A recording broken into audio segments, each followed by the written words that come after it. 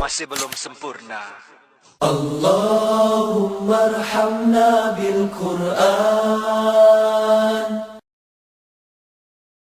Bismillahirrahmanirrahim. Assalamualaikum warahmatullahi wabarakatuh. Alhamdulillahirabbil alamin wassalatu wassalamu ala asyrafil anbiya'i wal mursalin wa ala alihi wa sahbihi ajma'in. Apa khabar anak-anak tahun 4? Alhamdulillah.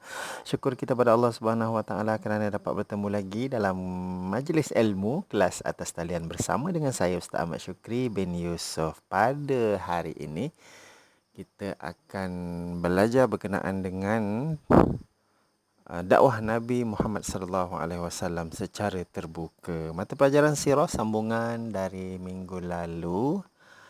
Sebelum tu marilah sama-sama kita baca doa. Bismillahirrahmanirrahim. Allahumma aftah alaina hikmataka wanshur alaina min khazaini rahmatika ya arhamar rahimin. Rabbana shrah lana sudurana wa yassir lana umurana wahlul 'uqdatam min lisanana yafqahu qawlana birahmatika ya arhamar rahimin. Walhamdulillahirabbil alamin.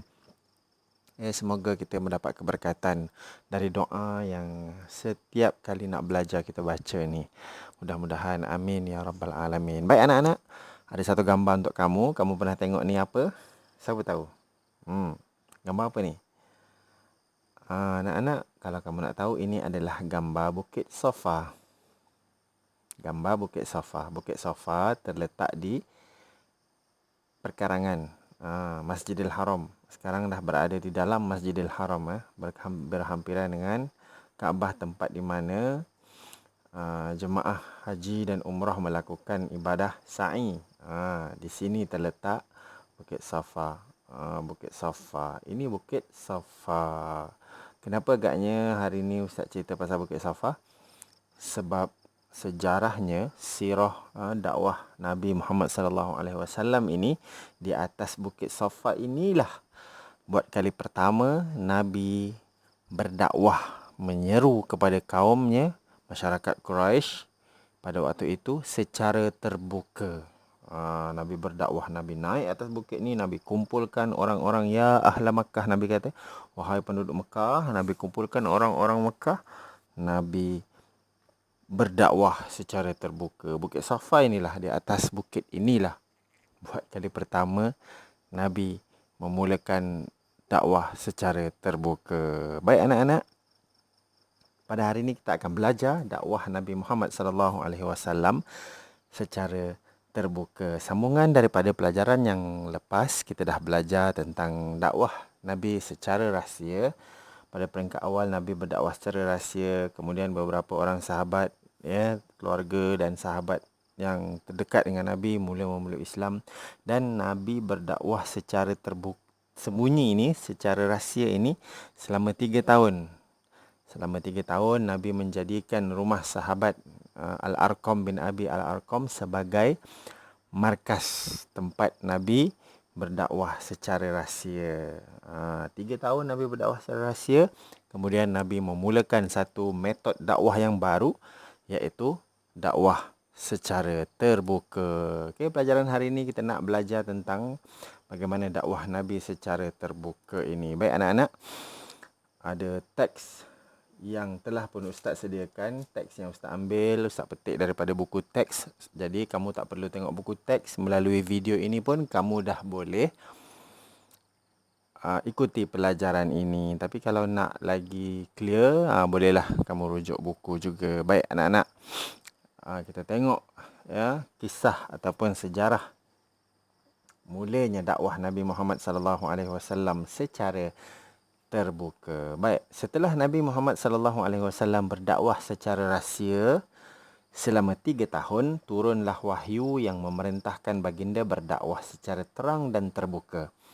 Firman Allah Subhanahu wa taala, a'udzubillahi minasyaitonirrajim, fasda' bima tu'mar wa a'rid 'anil musyrikin. Sadaqallahul azim. Maksudnya, maka sampaikanlah secara terus terang apa yang diperintahkan kepadamu, yakni wahai Muhammad, dan berpalinglah daripada orang-orang musyrikin. Suratul Hijr ayat 94.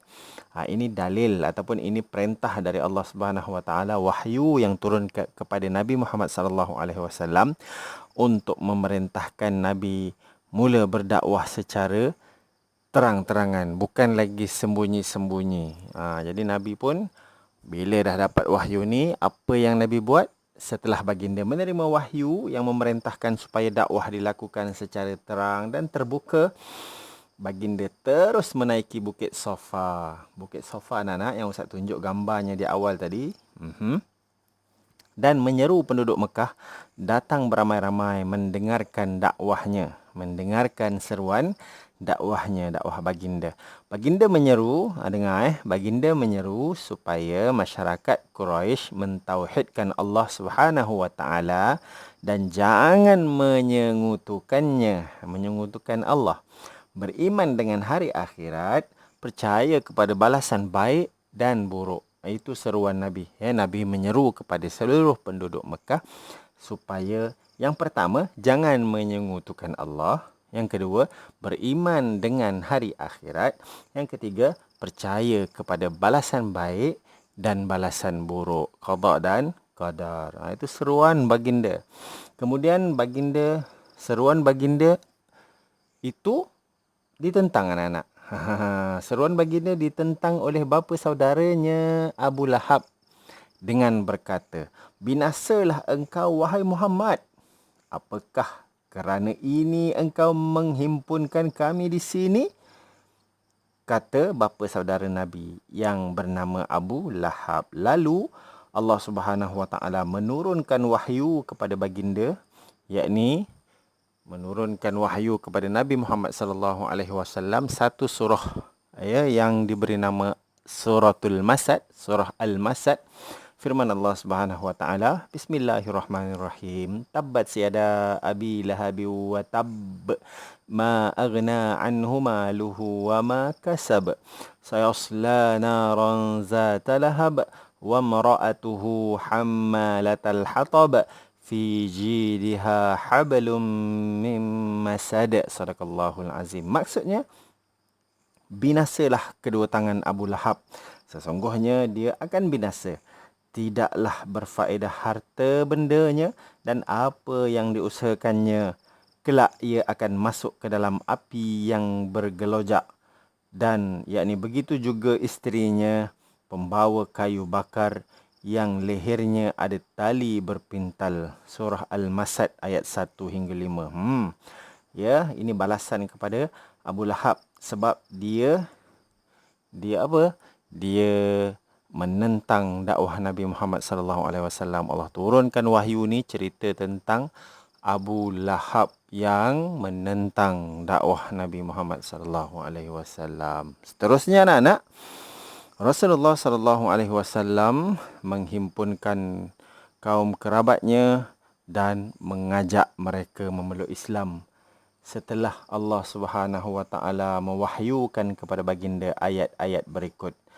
Firman Allah Subhanahu wa taala, "Wa anzir ashiratakal aqrabin wakhfid janahaka limanittaba'aka minal mu'minin.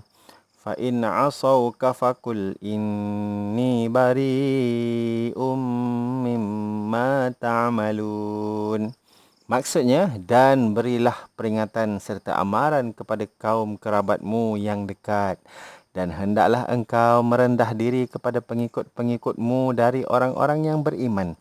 Kemudian jika mereka engkar kepadamu, maka katakanlah, sesungguhnya aku berlepas diri dari apa yang kamu kerjakan. Surah Asy-Syu'ara ayat 214 hingga 216. Ini wahyu yang turun kepada baginda Nabi Muhammad sallallahu alaihi wasallam ketika itu. Seterusnya anak-anak, baginda menyeru mereka mentauhidkan Allah Subhanahu wa taala dan meninggalkan penyembahan berhala. Ini juga seruan baginda. Baginda semakin kuat berdakwah kepada orang ramai tanpa mengira masa dan sasarannya. Namun usaha baginda ditentang oleh Abu Jahal dan Abu Lahab yang sentiasa mengekori dakwah baginda. Abu Jahal dan Abu Lahab menyeru kaumnya supaya tidak meninggalkan agama nenek moyang mereka yang menjadi anutan dan budaya mereka dari dulu lagi kan. Ini yang berlaku ya. Dua orang ini menjadi orang yang kuat menentang dakwah baginda. Siapa? Abu Jahal dan Abu Lahab. Kemudian penduduk Mekah semakin ramai yang menerima dan yakin dengan ajaran Islam. Mereka tidak gentar menghadapi sebarang ancaman daripada kaum kafir Quraisy walaupun sebahagian mereka diseksa. Mereka tetap mentauhidkan Allah Subhanahu Wa Taala dan mengakui kerasulan Nabi Muhammad sallallahu alaihi wasallam. Orang kafir Quraisy pergi menemui bapa saudara Nabi iaitu Abu Talib. Mereka memohon Abu Talib menasihati Nabi Muhammad sallallahu alaihi wasallam dan melarang baginda dari mencela berhala mereka dan menuduh bapa-bapa dan nenek moyang mereka berada dalam kesesatan. Ya, orang Quraisy dah tak tahan sangat dah dengan dakwah Nabi. Semakin ramai orang memeluk Islam. Akhirnya pembesar-pembesar Quraisy yang menentang dakwah Nabi ni pergi jumpa bapa saudara Nabi iaitu Abu Talib, juga seorang pembesar Quraisy, ya. Dia minta Abu Talib suruh Nabi Muhammad sallallahu alaihi wasallam berhenti berdakwah. Kemudian apa yang terjadi? Apabila orang Quraisy melihat kemajuan dalam usaha Nabi Muhammad sallallahu alaihi wasallam menyebarkan agama Islam, mereka pergi berjumpa dengan Abu Talib pada kali yang kedua. Pada kali pertama Abu Talib dah nasihatkan dah. Nabi tetap berdakwah. Jumpa lagi kali kedua. Kali ini mereka mengugut Abu Talib dan mendesaknya supaya menghalang Nabi Muhammad sallallahu alaihi wasallam dari terus menyebarkan agama Islam, atau orang Quraisy sendiri yang akan menghalangnya. Perkara ini telah disampaikan oleh Abu Talib kepada Nabi Muhammad sallallahu alaihi wasallam. Pada mulanya baginda menyangka Abu Talib tidak mahu melindungi dan membantu dakwahnya lagi.